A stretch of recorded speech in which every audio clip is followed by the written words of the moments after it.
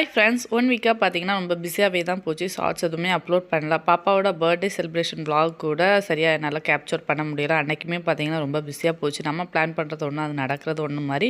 அன்றைக்கி பாப்பாவோட பர்த்டே வந்து ரொம்ப சூப்பராகவே போச்சு. ஏன்னா இந்த 1 வீக்குமே பார்த்தீங்கன்னா ரொம்ப பிஸியாக தான் இருக்கும். ஏன்னா ஊருக்கு கிளம்புறோம். ஸோ அதுக்கான இதெல்லாம் ப்ரிப்ரேஷன். வீடு பார்த்திங்கன்னா நமக்கு கொடுக்கும்போது நீட்டாக கொடுத்தாங்க.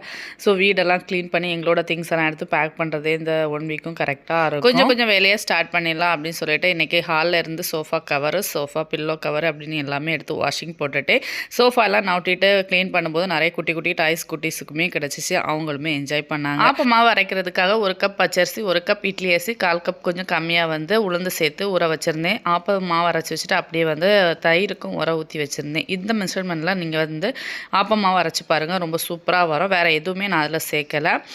வாஷிங் போட்ட துணி எல்லாமே பார்த்தீங்கன்னா காய போட்டு எடுத்துகிட்டு வந்துட்டு அது கையோடய பார்த்தீங்கன்னா எல்லாமே எடுத்து செட் பண்ணிட்டேன். இன்றைக்கான டே இப்படி தான்